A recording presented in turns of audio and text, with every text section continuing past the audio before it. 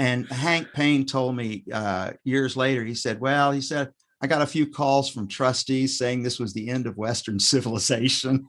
The college had obviously gone to hell because they're giving away free A's and all this nonsense.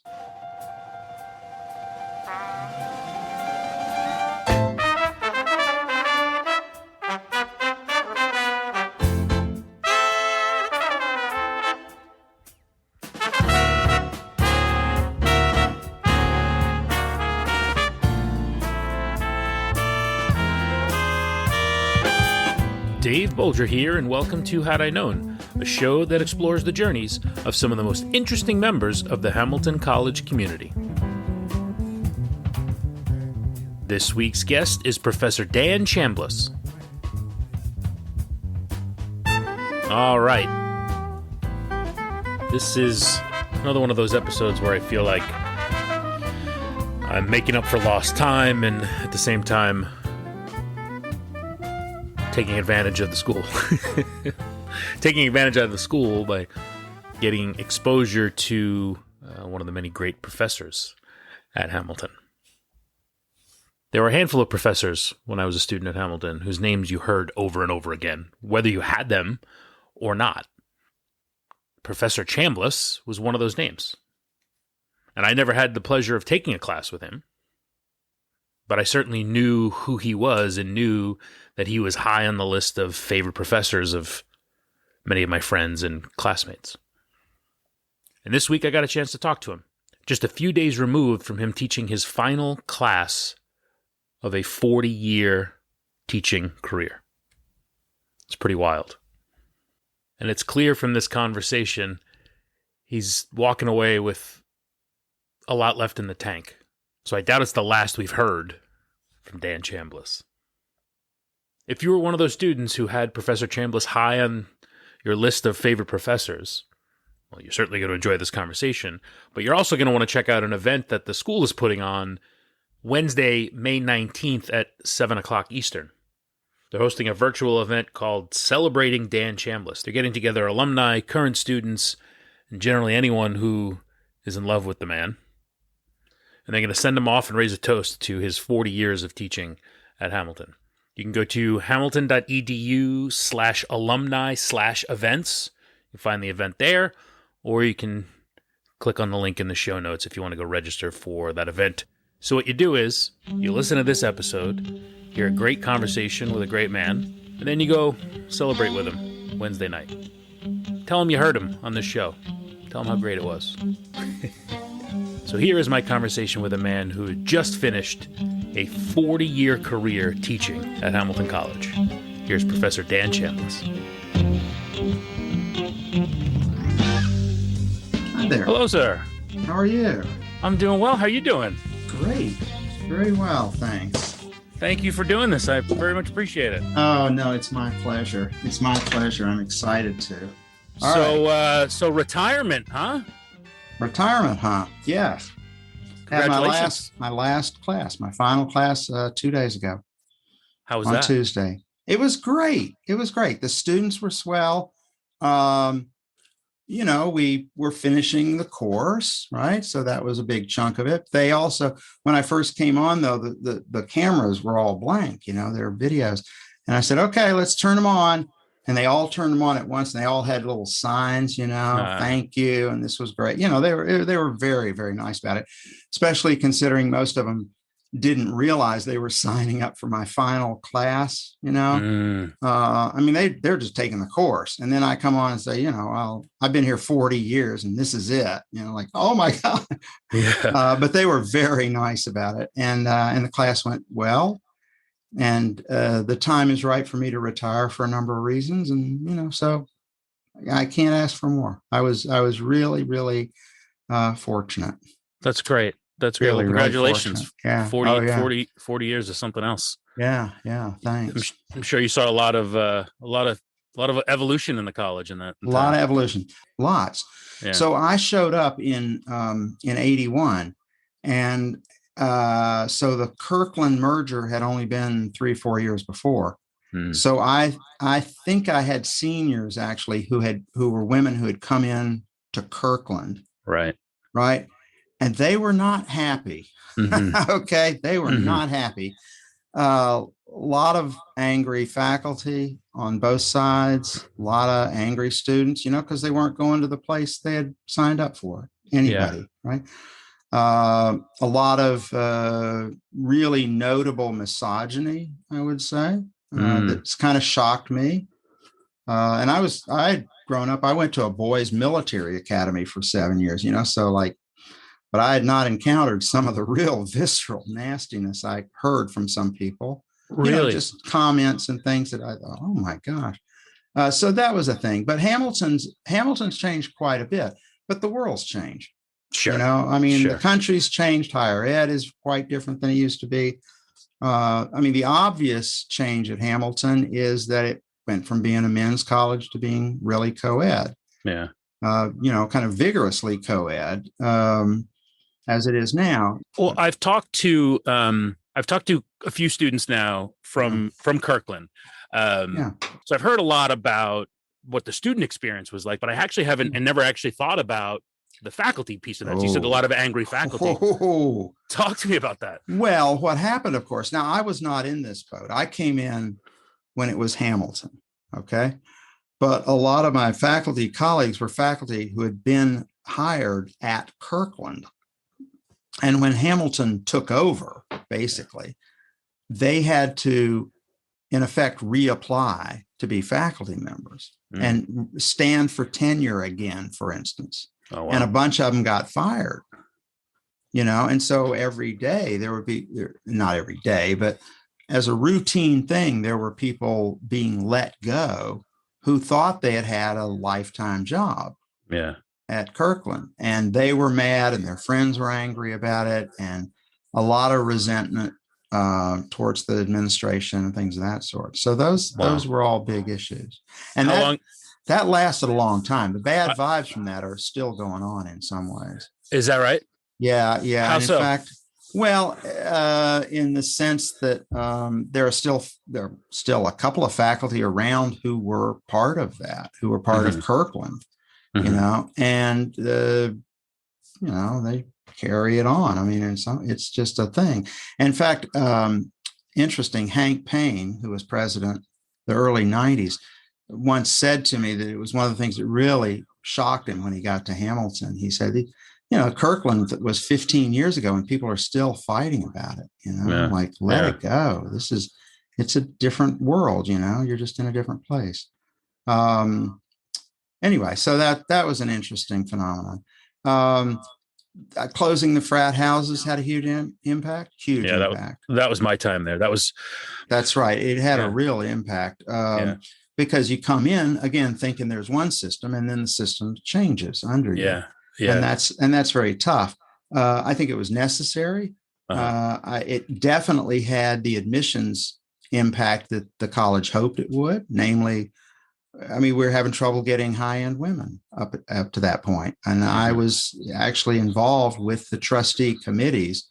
I was doing research for them, analyzing these trends and stuff. And, you could just track it that the better the female applicant, the less likely she wanted to go to a school that had fraternity houses. It was very clear cut. That was one big factor. The other big factor, of course, was the trustees one day took a spontaneous tour of all the frat houses unannounced. And what they discovered is that a fraternity house in 1995 was not like it was in 1960. And there was no house mother and there was no elegant dinner seatings, and a lot of them felt betrayed, felt like people had kind of trashed those institutions. And that I think is what really sank the frat houses. And you've done obviously a lot of work in higher ed and written about what experience leads to a positive and nurturing college experience. Yeah. So I'm curious that change in the social life. Yeah. What impact you saw that have? I was sympathetic to their feeling sad about it, because there were some great. I used to routinely go to fraternity parties. Actually, just kind of drop in, say hi to some people. And, I wasn't partying in any real meaningful sense, but like I used to love going to Chi Psi Halloween parties, for instance. And I had dinner at AD, I don't know how many times, because I had a lot of students there. And, there's Gamma Xi jungle juice. That was a sorority thing. Anyway, I actually went to the DU clam bake one time, but that was enough. So you got to draw the line, right? But anyway, so I was sympathetic to the idea of, some of these operations, people learned a lot of good stuff in them, Yeah. And having the kind of responsibilities of managing the house and having to sort out their own, what we would call student affairs problems and all that stuff, I think was good. But anyhow, I'm sorry, I'm avoiding your question, which I forget now. I think I don't. I think you answered. I don't remember what it was either. Yeah, but I think it was the impact. A huge impact. We had an immediate improvement in admissions, because the word kind of went out. Hamilton had gotten rid of fraternities, which wasn't what happened. Right. But closing the houses itself made a huge difference. The college, one of the big changes is the college is much more, I would call it, pluralistic than it used to be. That is, I think back in the day, in the early 80s, there was more of a sense of hierarchy, of like, these are the cool people on campus, or these are the folks who kind of run things, or these are the parties you have to go to. Now, I don't see much of that at all, truthfully. And I see a lot of students with very different kind of interests, different social styles, things like that. And, there are like fraternities that do their thing, and sororities or different teams or clubs or whatever. But it's not like one group is sort of better than others. I think there's a lot more freedom for people to be themselves. You've written about the importance of people making strong friends, making strong connections on campus. Yeah.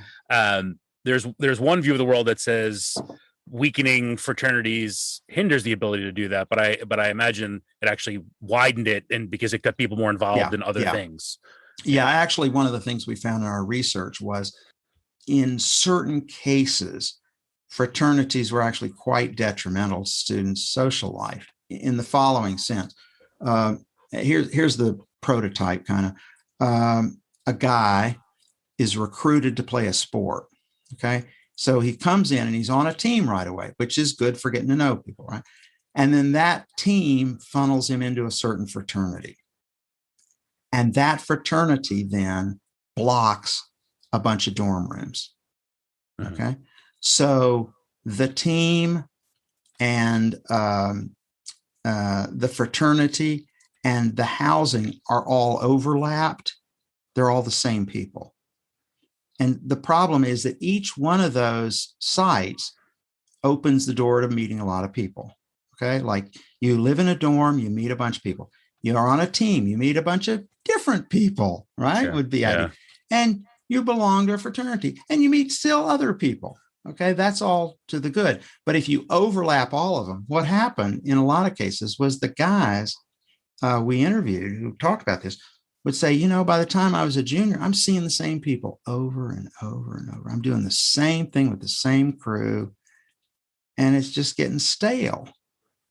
And so they had to deliberately, the ones where it worked out, the guys would deliberately branch out and make an effort to, sign up for some like work on the Spectator or something. Meet a different crew of people. If they didn't, there was some stagnation problems. Yeah. And on a campus that size, to seclude yourself, it's hard enough as it is, right? It's crazy. That was one thing. I didn't join a fraternity, and part of it was I certainly wasn't smart enough to know all the things you just talked about, but I looked around and I said, well, they have to invite some people to their parties, so I don't know that I need to.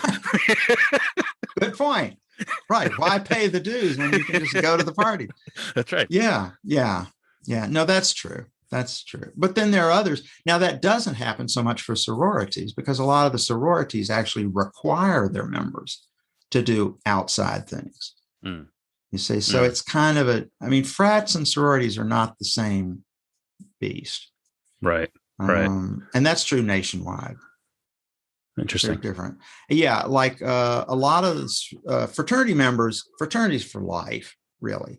in a way that a sorority is for, your first couple of years. A lot of sorority members kind of fade out, as they get to be juniors and seniors. They sort of lose interest. I've already got friends now. I know what I'm doing, where the fraternity thing, they're much more closely linked to jobs, for instance. And that makes a difference. But, yeah. Do you see in the work you did on and have done on higher ed, are institutions now, because your book is a few years old now. I'm curious, as the world has evolved even more since then, does the research and the work you did continue to ring true? Yeah. Well, yeah. Oh, yeah. No, I don't think it's outdated at all. I mean, it's only 5 years old, really. Yeah. I believe in it more than ever, actually. Now, what's changed, obviously, I mean, COVID is just a weird situation, and the whole online thing. Yeah. And we can talk about that if you like, but no, I think it's quite relevant. The real point of the book is that for all the time and effort that we put into talking about curriculum, and what students should be studying, or, why we need better facilities, or, the whole assessment thing in education is very big in colleges now. We have to measure what students learn and how all that talk and the psychology of learning and, neuroscience implications of blah, blah, blah. What really matters is who you know. Mm-hmm. That's the point of the book. And who meaning peers and adults, or faculty, but broader. It's broader than faculty, but that's the idea. Or peers and teachers is another way of thinking of it. That's what really matters. Who are those people? And what a college really does is bring people together. It makes it easy to meet certain people, which is why you go to a selective college in the first place, because you're going to be hanging around with very different people than if you go to random, open access place. Yeah.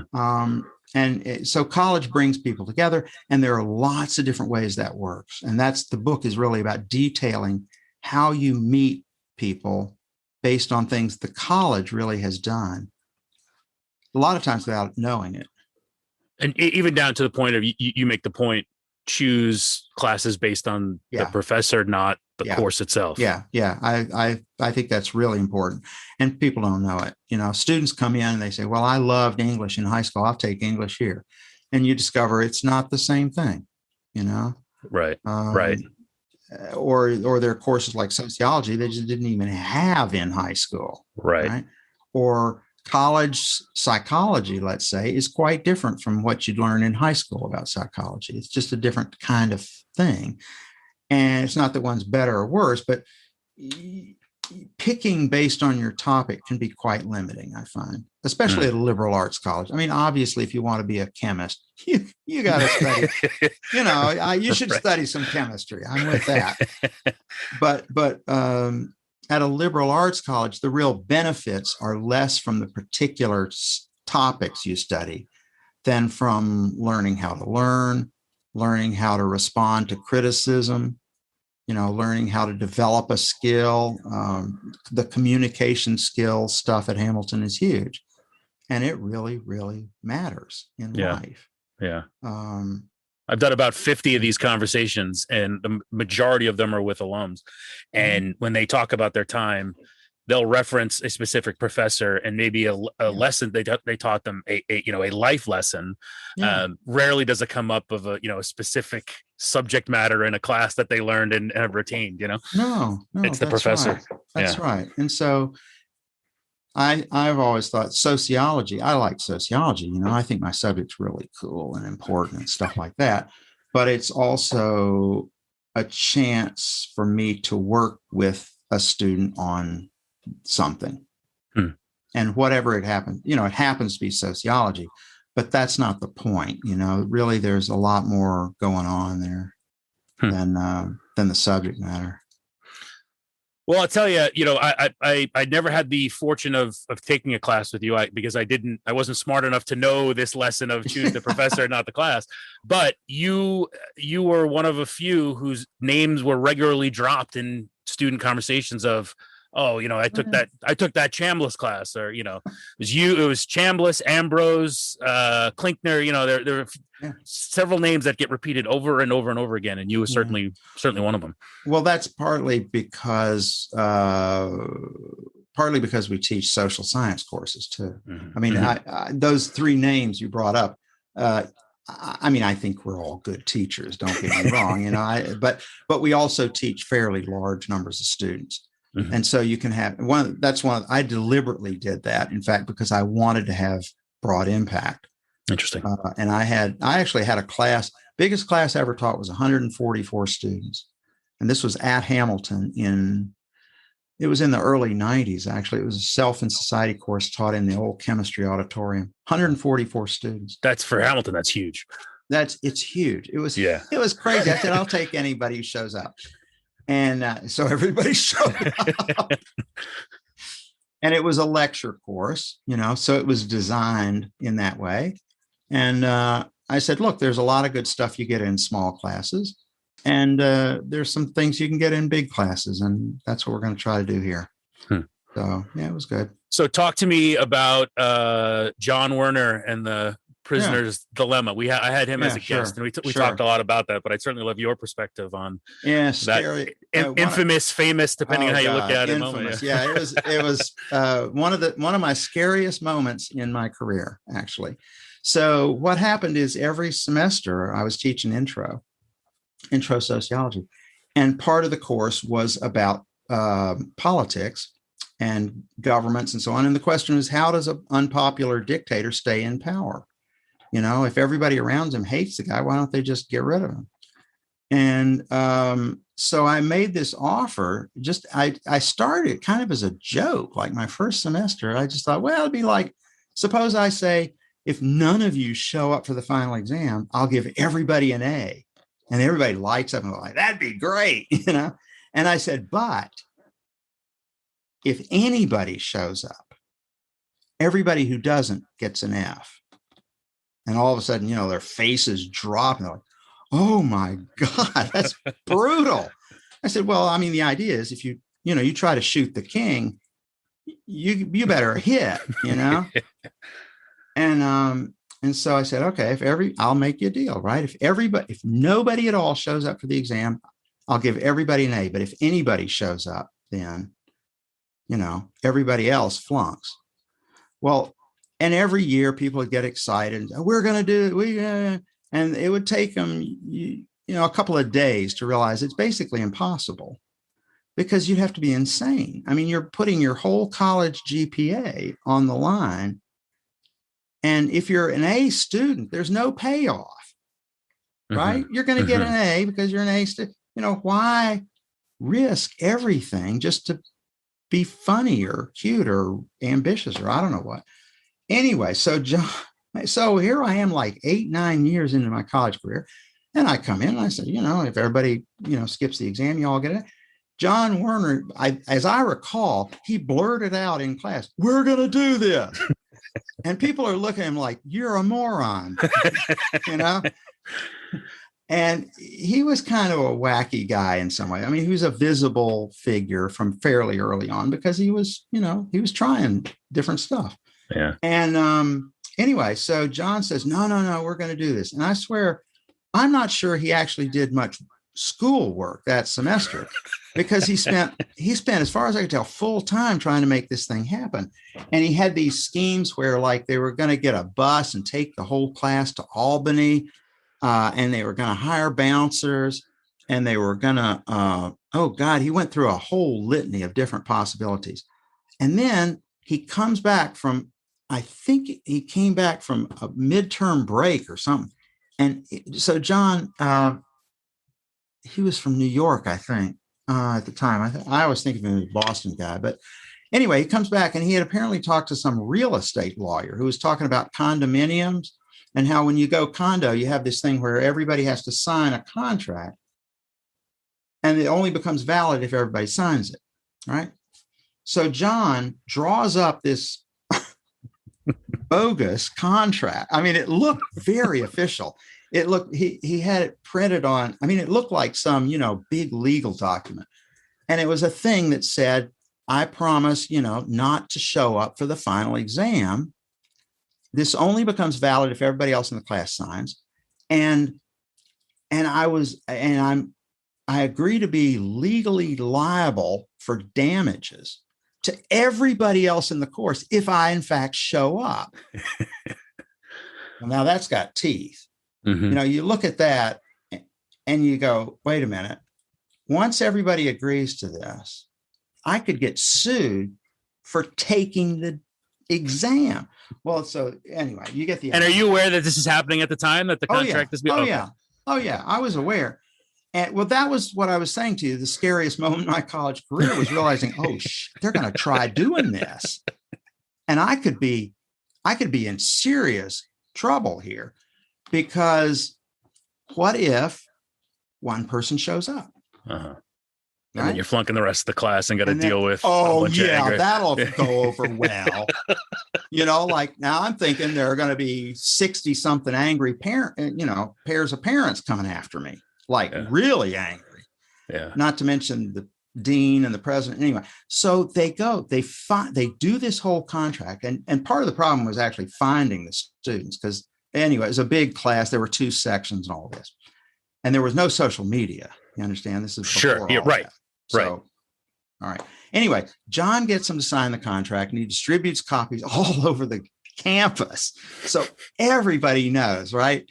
And there are faculty complaining to the president about me, what's this guy doing? He's giving away. And Hank Payne told me years later, he said, I got a few calls from trustees saying this was the end of Western civilization.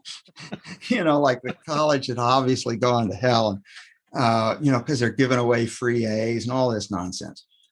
Anyway, the upshot, the big moment came, I think it was, as I recall, it was December 7th, which is Pearl Harbor Day, actually, which I remember at the time. This girl in the class flew home to California a week before the exam was scheduled. And I knew everybody signed this contract, but this kid who people knew her, right? She goes home. I mean, that's putting your neck on the line, right? Right. And when she did that and people found out, they were like, oh my God, we have to skip the exam now, because otherwise we're screwing her career. Right. And that to me was the turning point, because at that point I'm like, nobody's going to show up. You just can't do it. Yeah. Because it's socially unacceptable. And Hamilton is all about that, right? Right. Our students are nothing if not collaborator types, So sure. They're not gonna destroy another student. The power of peer pressure. Yeah. So they didn't show up. So you wake up that morning to walk in to hand out the exam and praying that nobody shows up? Yeah, absolutely. That's right. I'm praying, man. And nobody showed up. Yeah. And after that, and then once I realized that the dean and the president weren't going to fire me, which was a thought, right? Once I realized they were okay with it, Hank thought it was funny, actually. I thought, they understood the logic, right? That this is an exercise in the difficulty of organizing, right, trusting relationships, in order, blah, blah, blah, all the stuff we talked about in class. And that was great. And then for every time I taught intro since, I would tell the students about this, and they'll go, can we do that? And I said, no. No, you're not. Yeah. Because the problem is believing it's possible. Right. The problem is just believing it's possible. And if you believe it's possible, you can make it happen. And up until then, nobody thought it was possible. And John made that happen. John Warner. And as a freshman, as I recall. Unbelievable. Mm-hmm. And the fear for your career aside, as a sociologist, you had to be that. But you had to be loving it as a sociologist, though. Seeing it unfold. No. And once it worked, well, actually, one of the exam final questions that I was going to give them was, why did it fail? No, and I've talked to a pretty good number of students in the years since, it's 30 years ago, at reunions who said it was the most significant experience of their college career. Because, I mean, it's outrageous. You know, there are kids. I mean, there was a guy in the class who, whose name I remember, but won't share, who went on to be the salutatorian, I think, of his class. Now, if you're that good a student, what do you need this for? Mm-hmm. Mm-hmm. There was no gain to the best students in doing this, you know, and a huge risk. It was really impressive. Incredible. So yeah. So it was neat. That was a kind of a life experience. And I there's no way I'd do it. There's no way. I'm thinking I was young and stupid. You know, that's the way I think of it. You know, because I proposed it as kind of a lark, you know, because I thought there's no way they can do this. And once it got serious, I really was nervous. And never thought of throwing down another gauntlet and challenging students to something else? No, not like that. Not like that. I don't know. It was good. I mean, I'm glad it happened, you know, and it got national publicity on a couple of different occasions over the years. It's like this story that keeps coming back up. And somebody else did something like that in a course, you know, I want to say at Haverford or something a couple of years ago. And the Chronicle of Higher Education picks it up. And then somebody did a follow-up story, says, well, actually, it was done at Hamilton, you know, in 1991 or whenever it was, 91, something like that. 89. I had a 2-year leave in there. So anyway, yeah, it was good. It was good. No, I've done other stuff. I mean, I do, like I started a couple of years after that, I started doing courses with only oral exams, where I would do 3 oral exams during the semester, no written work at all. So I'd come in and announce, you know, I explain the course and then say, now here's the way the grades work. There's no written work at all. Everybody's like, wow, this is great. You know, I say there are no exams, there are no papers. People are like, yeah, this is great. I say there are 3 oral exams. And, you know, they kind of like, wait a minute. And on the oral exams, I would give out questions in advance, a week in advance, 6 questions. And they come in, they roll a die to determine which ones they have to answer. It was diabolical. Wow, that sure is. Yeah, it is, because they would come into class and come in for one-on-one. These are one-on-one, no notes. I say, you'll come in, you'll sit down. There'll be me sitting there and there'll be a die on the table. And you have to roll the die. and now they're like, oh my God. So no, drama is very important in teaching. You understand? You got to give people stories to tell. Well, you said before it's teaching how to overthrow a dictator, an evil dictator. You enjoy the role of the evil dictator, huh?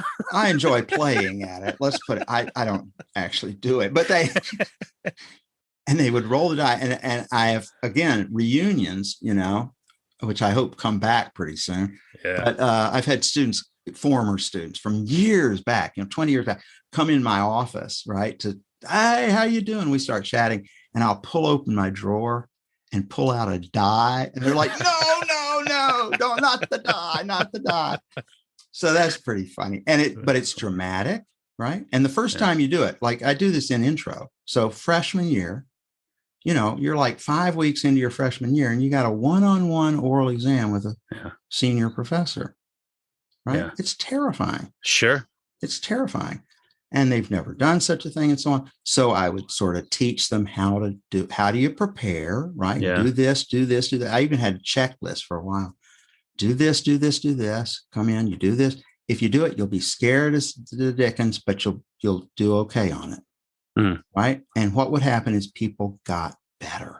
I mean, they got a lot better in the course of a semester because I do the same thing 3 times. Right. And the confidence level just goes through the roof. Yeah. And I've had a bunch of people since then say, thank God we did those because I just aced job interviews. Yeah, sure. Like, ask me another. You know? Right. Well, and then, you know, fast forward to any part in a career, you know, sit in a boardroom. That's right. Sit in any conference room if you're under fire. That's right. Be in front of a client. Yeah. That's right. And you learn that, if you prepare well, you can Right. do that. Right. And most people don't. It's Most true. people don't, So anyway, so that the oral exam kind of took the place of these offers to skip exams and stuff. So that, yeah, I'm not very innovative actually in my teaching. And it's just like every 10 years I'll come up with something. And then you close out the career by doing it all on Zoom. That probably wasn't the way you were planning on going out. Yeah, well, it's not a bad way to do it actually, because I've been the college has this great program for retirement where you teach a little bit less each year for 3 years, and so you gradually move out because people were having bad experiences just quitting cold turkey. It's very hard because it's such an emotionally engaging job. You got to sort of get used to not having that. Huh. And I've seen Hamilton faculty who retired and just kind of went to pieces within a couple of years because they missed the contact, it's wow. It's very intense, working. Yeah. Well, it's interesting that's the program that deal with it. That's smart. Yeah, that's nice to hear that they do that. Well, and it's standardized, the process, and you kind of gradually get used to doing other things and all. And so Zoom, the pandemic in effect just kind of accelerated that. Because I haven't been on campus in a year and a half. I started about 3 weeks ago. After I got vaccinated, I started going in a couple of times. But, mostly I'm not physically there. I do a lot of office hours online. But, it's different. You start feeling a little distance from the place. You start building in other things to be doing and all. So I think it's quite healthy. But the pandemic's been very difficult for a lot of students. I was going to ask you, what do you think it's doing to the students? A lot of students. Depends. Depends on resources for one thing. Yeah. But it's basic sociology, right? You need to be around other people. Right. And Zoom is better than not seeing anybody. Sure. But it's sure not the same as, being physically seated with people at a lunch table or something. Right. Yeah. So that's been it's been very tough.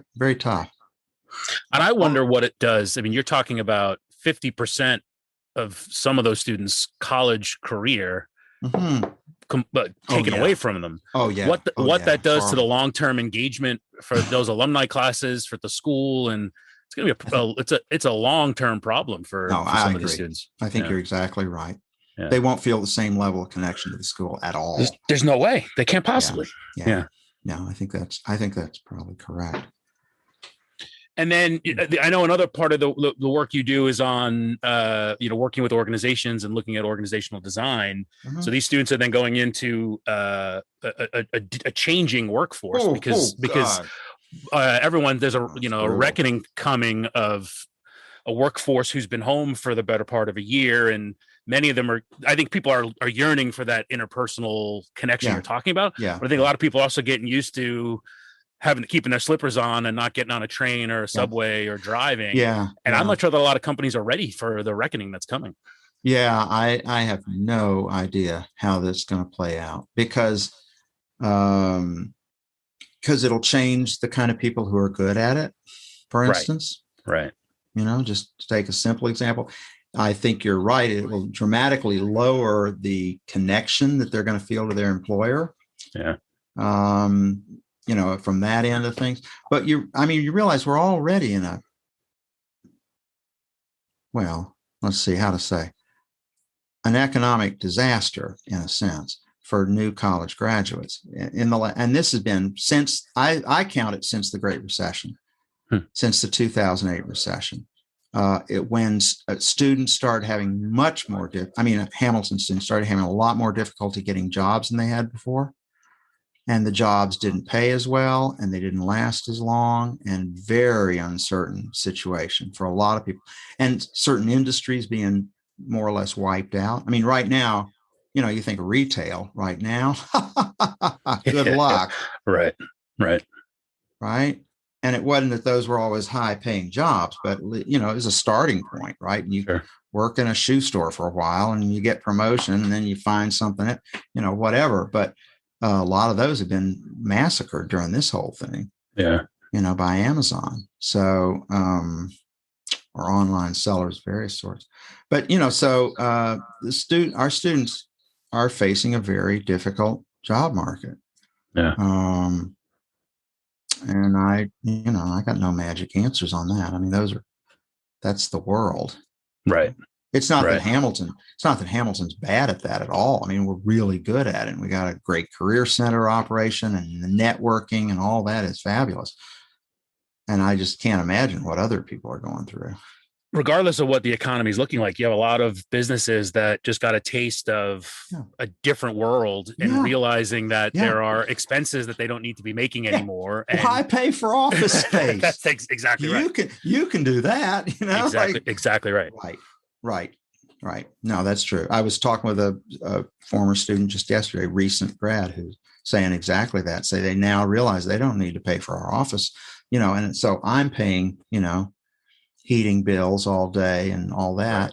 Right. And I need a bigger apartment so I can have a little home office space and, blah, blah, blah.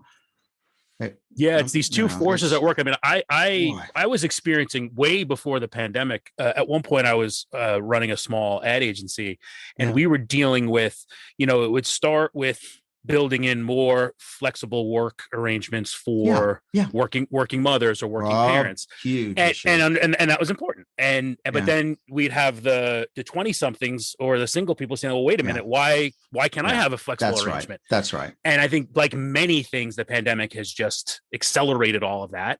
And now everyone's saying, I'm ready for a different sort of arrangement. Yeah. And a lot of places just aren't set up for that. And then you have you have leaders in certain businesses who still view the world in the old sort of way of everyone around a table, everyone here. Yeah. But then you have a CFO saying, but we can cut a lot of costs on real estate and so forth. Yeah. So if you're going to continue to work in that field, I think there's a lot of work to be done to figure out how organizations operate.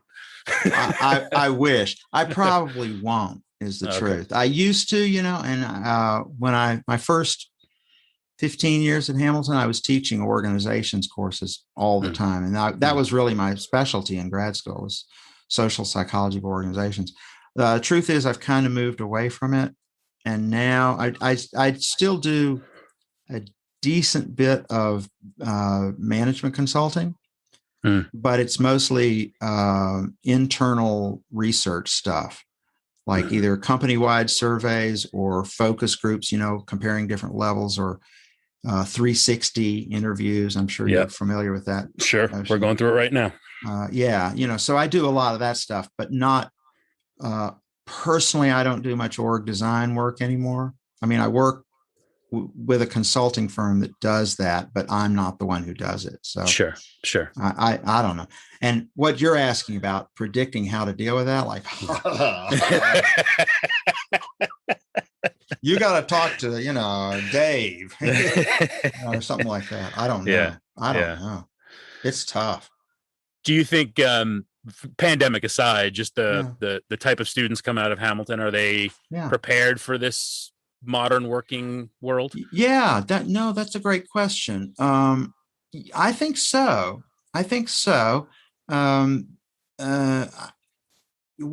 What employers would say is, these people aren't willing to pay their dues, and they don't have a long-term view, and they don't understand that you got to learn this stuff before you make the big bucks.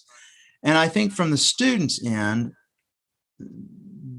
there is no long-term, right? Somebody said to me the other day, well, I'm not going to pay. Why should I pay my dues when there's no membership at the end of it? It's like the employers want you to give, but they're not going to say, we'll keep you longer than a week. Right. They're not offering anything from their end. They're just wanting you to pay your, no, I'm not, as somebody said to me also, recent student said, it's like, we're going to start paying them pretty soon, which is basically what an internship is. Sure. Right. Like, you pay for the privilege of working for somebody. Like, what the heck? So I think you've got a generation that has caught on to that. Yeah. And say, like, hell with that. But our students, boy, I tell you, I'd hire a bunch of our students in a flash. When I hear people say they're looking for X, Y, and Z, I said, I got a half dozen people who could knock it out of the park for you without any problem at all. So they're very capable, and they have an unbelievable work ethic. And I'm sure they're far more entrepreneurial than any generations before them. I mean, it's just we're in a society now where that's applauded, whereas it used to be a special breed of person. Now we celebrate the entrepreneurs more so. Yeah, I think so. Although it's all, to be honest, Hamilton's never struck me as very entrepreneurial. Hamilton's students seem to me more, they want to work in organizations. It used to be corporate. It used to be like P&G, that was the dream job. Right? Sure. Or Goldman Sachs or, JP Morgan, whatever. And there are fewer of those positions and training programs stuff now, but the students, they're very good at working with other people in organizational setting. That's what I meant by collaborative, right? Our kids get along with people. I mean, that's why it's a friendly campus. They're used to working with other people. They like being around folks. The pandemic's hard that way. So the entrepreneur thing, like John Werner, that's an entrepreneur. Yep. Okay. But I personally thought, compared to where I went to college, Hamilton was more kind of people moving into established organizations. Now, I may be wrong, because I know a lot of kids coming up now have started their own organizations at various points and stuff. Right. There's real appeal to that, but I don't know. I'm just blathering now, Dave. I'm making this up at this point. So what's next for you? Well, I've got 2 8-month-old grandchildren, one of whom lives down the street, and we had all day today in our house. We take care of them a couple of days a week. That's nice. That's great. Second thing is, I recently, and maybe it's because I'm moving toward retirement, I spend a lot of time talking to former students. I mean, like 3 of them yesterday. And there are a number of folks who I talk to every month, and I'm talking going back as far as 44 years.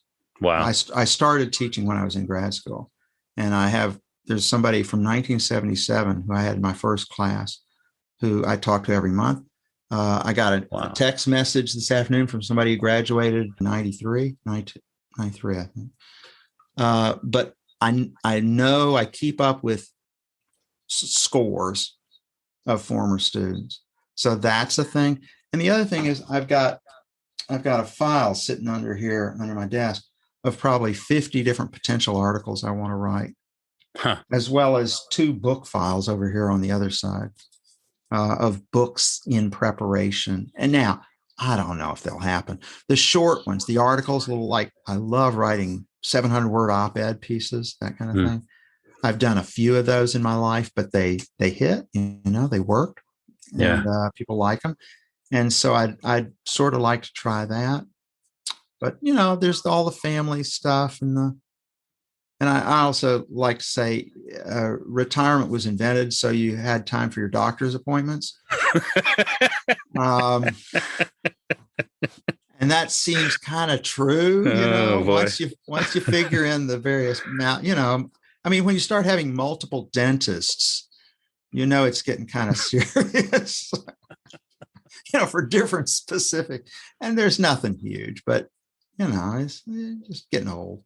My dad used to say, what am I going to the doctor for? They're just going to find something else that's wrong. Every time you go, they find something else. Say, well, you better go to a specialist.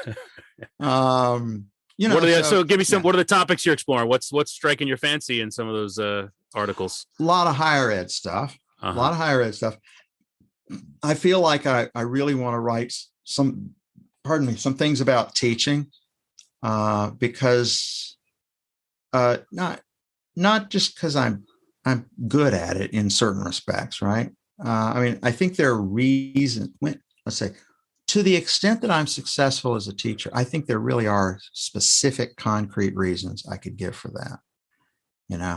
If you said, why do you think your teaching works? Why do I think my teaching works? and people are different, right? And they're all kind of different ways of teaching, and that's great. And students get a lot of different people. That's ideal.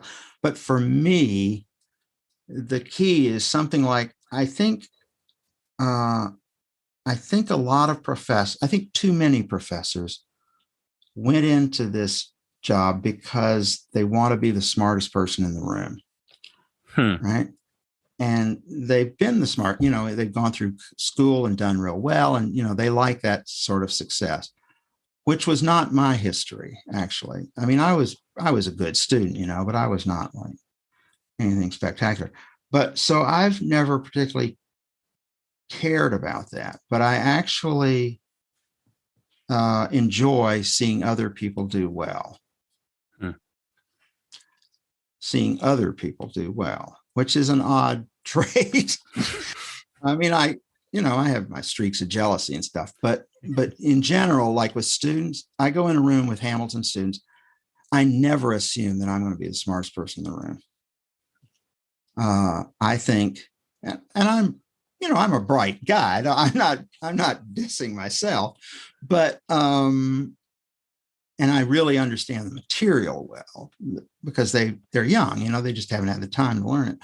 But not only am I not surprised, I'm thinking of specific people right now. There are students who they speak up in class and you go like, whoa. And I say, will you please repeat that so everybody else can get it down? And the students love this, by the way. You can see like it means something. And then students have told me they're competing to try to see who gets repeated, this kind of thing. And I enjoy it. Yeah. I enjoy kind of managing. I always thought I would have made a good choir director, actually, except that I don't know music at all. But, other than that, because I like, working with a group and helping people bring each other out and seeing where, even this person whose grades aren't particularly good, they really have some good insights, or they approach things in a certain way that everybody else can gain from. And finding, listening when they talk and finding what everybody's good at, and it's different for different people. I get a real charge out of that. That's really interesting. The idea of using, allowing students to learn from other students in a setting like that versus just lecturing to, and you're going to hear from me. Yeah. But using that interaction as a teaching like moment as well. I mean, I like lecturing, probably too much, but yeah, anyway, but the discussion where you can, and this is a challenge, where you can shut yourself down a little bit, and say, well, what do you think is going on here? And then basically what I do is just respond to what they say and get excited when they hit something really good. That's cool. So as you look back over your time, the 40 years at Hamilton, anything you wish you had known? Sure. Well, first thing I would say, what I've always known, and it's really, really central, is I sort of feel like one of the luckiest people on earth. Okay. Because I got the job, right? And initially it was a 2-year visiting appointment. I think maybe it was a 1 year, and then they extended it to visiting position. I was hired at the last minute after courses had already been enrolled because the teacher who was supposed to do it bailed. Oh, wow. Resigned in March, and they were desperate. And I was available because I had been turned down by every other place I applied. Okay, I applied 37 places, 36 sent me rejections, right? And Hamilton had this miracle job, open. I'm like, yeah, please, and I came and I had to teach stuff I had never even taken courses in. And, but I did okay, right? I did okay, if I do say so. And they kept me. And then through some miracle, I got tenure, 6 years later, and I've been there ever since. And I'm so freaking lucky because it's a great school. It has a really exceptionally good middle administration. Okay. So I'm not talking, just just the president and the vice presidents, right? I mean, those people are fine, right? I got no problem with them and stuff. And they're good, and some of them are really good. But the long-term administrative staff, the registrar's office and the dean of students office and all these people are so freaking good. And I appreciate that, because I talk to people at other schools where that's not the case. It's well run. It runs like a damn machine. And the pandemic showed that. The students are great. They're respectful. They're appreciative. They work hard. They really, again, they're appreciative, It's so nice. This kind of recent thing of students saying thank you at the end of every class. No, really. This started like 10 years ago. They stand, thank you. And I'm like, what? It's great. It's such a lovely place to work. And colleagues are swell, and people know what they're doing. They're serious about it. No, I'm really, and the pay is good. Yeah. The benefits are great. I mean, even at retirement, I call up the HR office and they know the answers, and they say, oh, hi, here, I'll send you this. I'll do this for you. They're just wonderful. And that is not the way most of the world works. I was on an accreditation commission for the Northeast for 6 years. And I visited a lot of other places. And I'm telling you, Hamilton is good. And I'm damn lucky to be there. And I try to remind my colleagues of this periodically. Never thought about leaving? Yeah, a few times. I mean, when I came up for tenure, I thought it was probably 50-50 chance I'd get fired. I didn't think I was a very strong candidate. So I went and interviewed for jobs at prep schools, actually, because I really liked coaching swimming. And I spent my first 10 years at Hamilton as assistant swimming coach, and I ran an age group team that was done by the college. I love that work. So I thought about doing that. I looked at administrative jobs when I was of that age, in my 40s and early 50s, I was looking at, and I,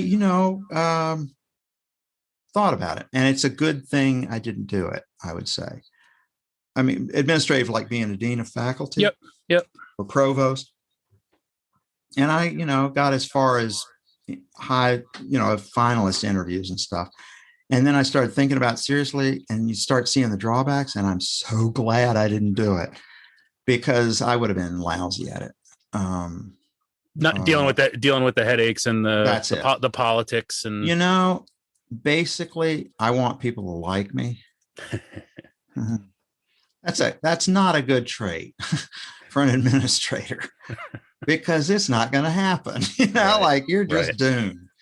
And I think I would have not been good with the pressure of the job, the stress of it. So working with sophomores, I'm your man. Right? But yeah, so it's good. I thought, a few times about other things. And every time you look at the real alternative, you go like, why be stupid? This is wonderful. Mm-hmm. Mm-hmm. This is wonderful. And I'm damn lucky. And 40 years, that's incredible. It sure is. No, it's great. I've had children of former students. Is that right? As students. Yeah. That's wild. That's cool. Yeah. Nobody gets that, Nobody gets that. I had, in fact, a few years back, I went, actually, John Werner set it up. I went and gave a talk at MIT, right? And about the college book. And they sent the alumni office, Hamilton, Sharon Rippey and all, sent out a thing to alums and said, Dan Chambliss is going to be giving a talk in Boston area. If you want to go, here it is. And I got there, and this room, there were like 60 people or something. I mean, it was full. It was a small room. And I looked out across that room. This is wonderful. God, what a dream. And in that room were a whole bunch of my former students. And, they weren't all from the last 5 years, right? I mean, this was going back, to 1981. Wow. Just this smattering. Now you realize too, in a situation like that, the people who show up are not just random students. They're like the kids who really liked you. So I'm looking out at this sea of faces that I know rationally they're from all different years, because there are people 50 years old out in the crowd and also 25-year-olds. And it's like all my best students are in. And I thought to myself, if there's a heaven for teachers, it's this room. Huh. When you get up to give a talk and you see like all your favorite people from the last 40 years, and they're all beaming while you talk, and they're listening and they really care about it. So this is a dream come true. It's unbelievable. All right, that's Professor Dan Chambliss, a guy who clearly loves teaching, loved seeing his students succeed. And it's why so many of his students loved him back. And there's no doubt that that event on Wednesday night is going to be jam-packed with people celebrating 40 years of teaching at Hamilton College.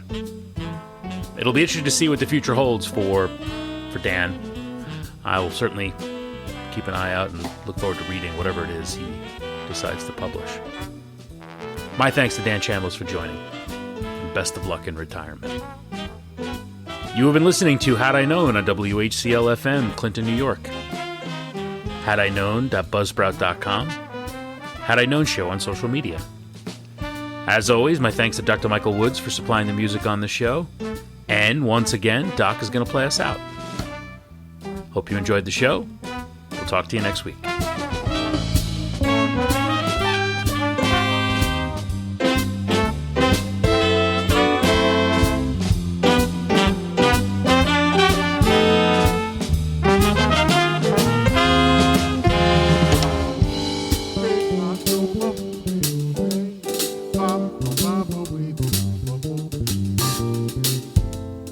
Baby,